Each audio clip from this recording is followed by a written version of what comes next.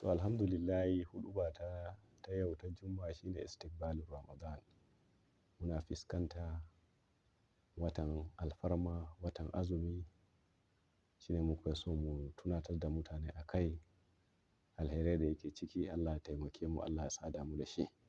Nace alhamdulillahi alhannan ja'ala khairu fi Ramadan shaharu sawmi wa shaharul Qur'an.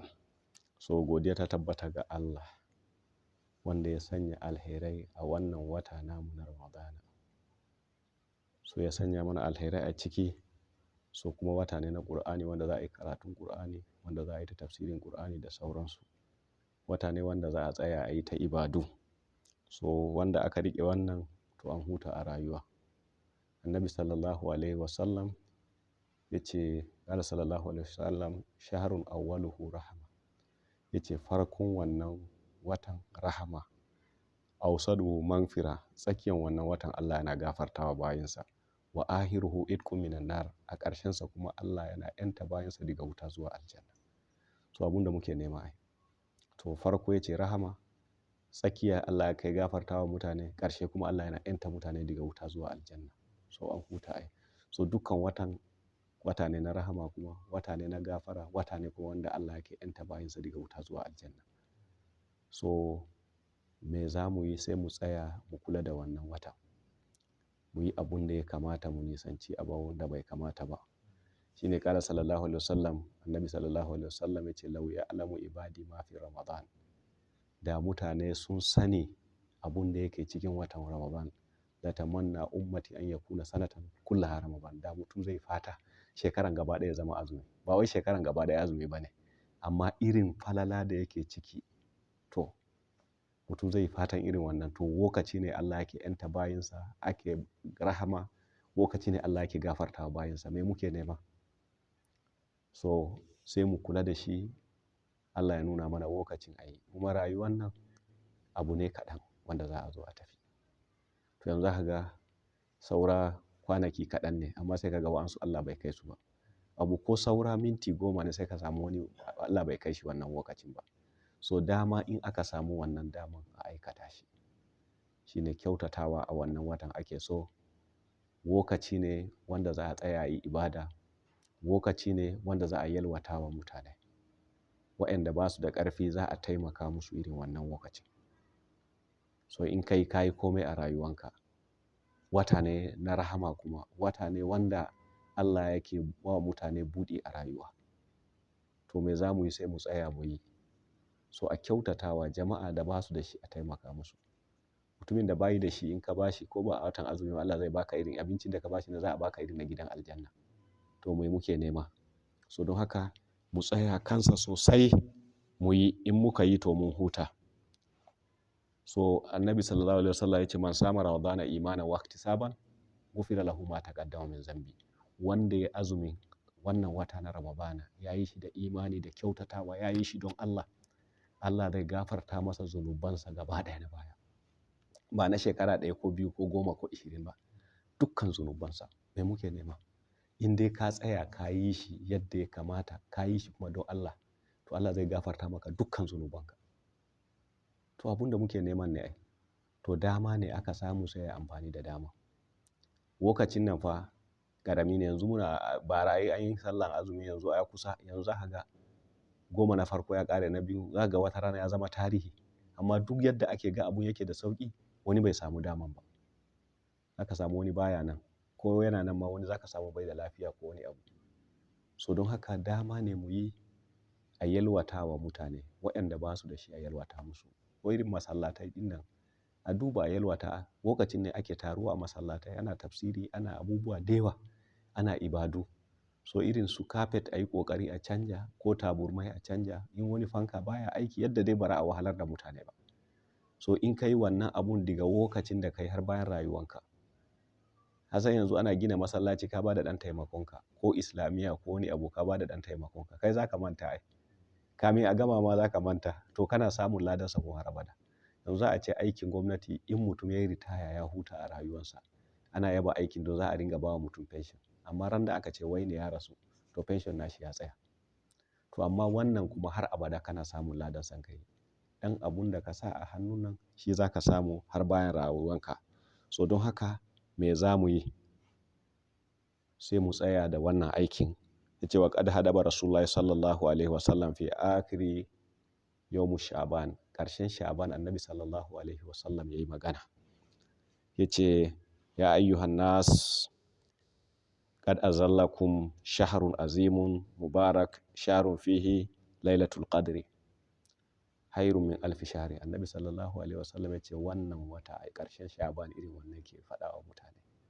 So muna fiskantan wata na rahama, wata na kyautatawa, wata kuma wanda a cikin watan ake da wata dare fa wanda ta fi wata dubu, ba wai wata dubu ba, ya fi wata dubu. A cikin Qur'ani ce mana ai lailatul qadri hairun min alfi shahr, goma na ƙarshen nan akwai wani dare.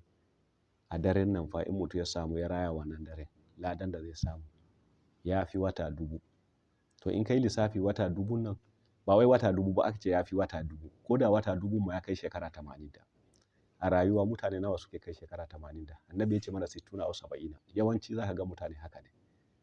So dare ɗaya in ka raya a cikin wannan watan goma na ƙarshe, ranar lailatul qadr na, in ka samu wannan daren ka raya shi kai ibada a ciki, ladan da za ka samu ya ka ce ya fi wata dubu.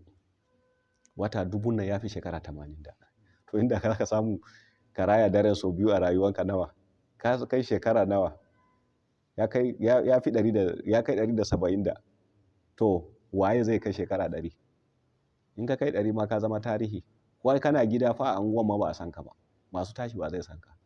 So don haka wannan dama ne mu aikata shi, mu yi shi.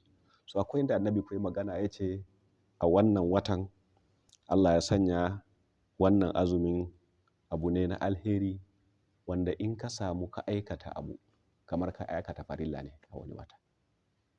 So in ka aikata farilla kuma kamar ka aikata farilla kamar 70. So kaga wannan an huta ai. Kuma ce mana fa huwa sharu siyam, wata na azumin nan shine sharul qiyam wa sharul lailatul qadr. Wata ne wanda za a tsaya a yi ta ibadu, wata ne wanda lailatul qadr da muka yi magana a ciki, wata ne na Qur'ani, wata ne na taqwa, na tsoron Allah. Mu tsaya mu ji tsoron Allah. Wata ne na magfira, na gafartawa.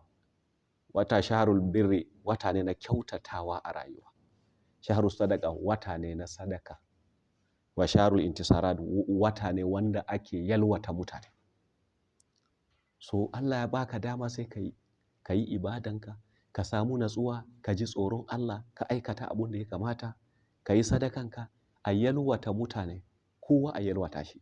Abu na rayuwar nan ka samu wannan daman, ba wai dole zaka kai wani shekara ba, kamar yadda muke nan yanzu saura kwana kaɗan yanzu akwai tendency zaka samu yanzu wani bai kai, to zaka samu ko jiya nawa aka tafi, yau ma nawa aka tafi, haka rayuwar yake.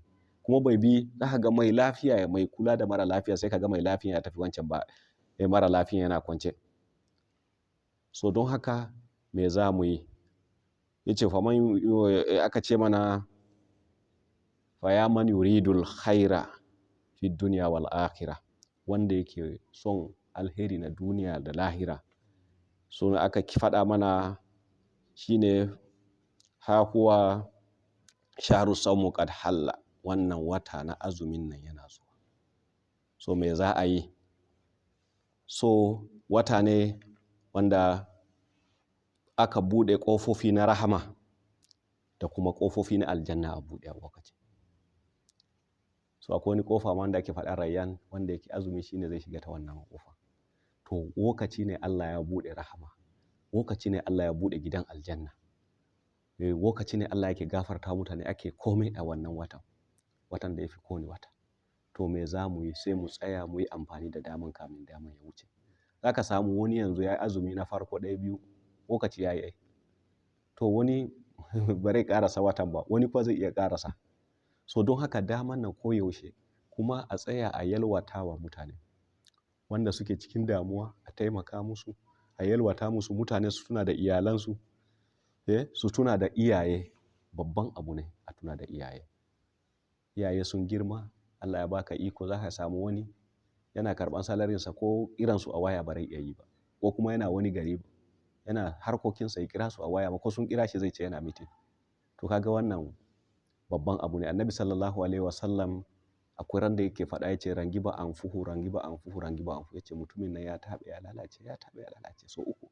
Aka ce masa mawai, yace man adraka walidaihi aw ahadu mimma summa lam yatul janna, wanda ya samu iyayensa suna raye ko ɗaya daga ciki bai tafi aljanna.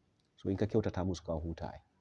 Wata rana annabi sallallahu alaihi wasallam ya ce ja'a rajulun ila nabi sallallahu alaihi wasallam yastazinu lil jihad, ya zo ya samu manzon Allah za a tafi yaƙi, ya ce to yana neman izini su tafi da annabi ya je ya yaƙi, ya mutu shahidi ko kuma ya je ya yi yaƙi nan da ya samu wannan ladan. Annabi ya ce a hayyi walidaka, iyayenka suna raye? Ya ce na'am. Ya ce fa fihi ma fajahid, ka je can ka yi babban jihadi. To jihadin da za su je kwana 2 3 ko sati, amma annabi ya ce masa ya je ya kula da iyayensa. To ka san duk abun alheri yana da wahala. Mutum yana da iyayen bare iya zuwa gida ma, ana gida ɗaya mutum zai ɓuya da tafi, suna anguwa ɗaya zai wata ma bai gansu ba. Ko kuma sai ka ga mutum yana complain, yanzu ina da ɗan uwa yana da kuɗi kaza yana da kaza, in wani zai iya cire miliyan 10 ya bayar, kai kuma daidai ƙarfinka 1000 ko 500 za ka bayar, ka yi naka kai ma ai. Allah ya san kowa daidai abun da. To annabi sallallahu alaihi wasallam ya ce mana wala shay'a yazidu fil umri wa yubariku fil rizqi mislu birri walidain wa silatul arham. Annabi ya ce babu irin abubuwa guda biyu in ka rike shi a rayuwa, Allah subhanahu wa ta'ala zai tsawaita rayuwanka kuma zai albarkaci rayuwanka. Irin abu biyu, kyautata wa iyaye da ziyartar yan uwa, shine kuma mai wahala. A ziyarci junan nan sai kaga shine mai wahala. So don haka shine nake tunatar da mutane mu yi amfani da wannan dama. In ma ba sa raye, in kai sadaqatul jariya ka taimaka ai. Fili lokacin azumin nan ka dauki abinci ko wani abu ko abun ko dibino ka saya ka bayar, ka sa niyya Allah ya kai musu, zai je wajen su, kai ma za ka samu. Irin wa'annan abubuwan in kai ka samu su ma za su samu. So kuma mu yi amfani da wannan dama, lokaci ne da Allah yake karban addu'a. Sai mu yi amfani da dama. Mu tuna da shugabanninmu, mu tuna da yaranmu, iyalanmu, mu tuna da waɗanda suka rasu, waɗanda suke raye, jama'anmu, kowa da kowa mu sa shi a addu'a. Sana'a da kake yi ka sa shi a addu'a. Kana kasuwa ne, dalilin addu'anka abu ya kyau, mutane za su mora daga zamaninka har bayan zamaninka. Ko noma ne aka yi, to nawa za su mori wannan abu in filin ya yi kyau, Allah ya barkaci abu. So don haka shine muke roƙo 'yan uwa mu kyautata, wannan wata yana zuwa mu yi amfani da dama. In muka samu wannan daman mu huta a rayuwa, Allah ya taimake mu, Allah kuma ya kare mu, Allah ya sanya mana albarka da zuriyoyinmu da ƙasanmu. Wannan watan Allah ya nuna mana shi, Allah kuma ya sada mu da alherai da yake ciki. Waɗanda suka rasu Allah ya ba su gidan aljannatul firdausi, mu ko Allah ya sa mu cika da imani. Mara lafiya Allah ya ba su lafiya, mu kuma Allah ya lafiya wanda matsayaye mu subhanahu wa ta'ala ya kare mu da mu da alherai da yake cikin lafiya, mu gama lafiya. Allah ya biya mana dukkan bukatunmu na alheri, ya kara mana imani da haɗin kai. Assalamu alaikum.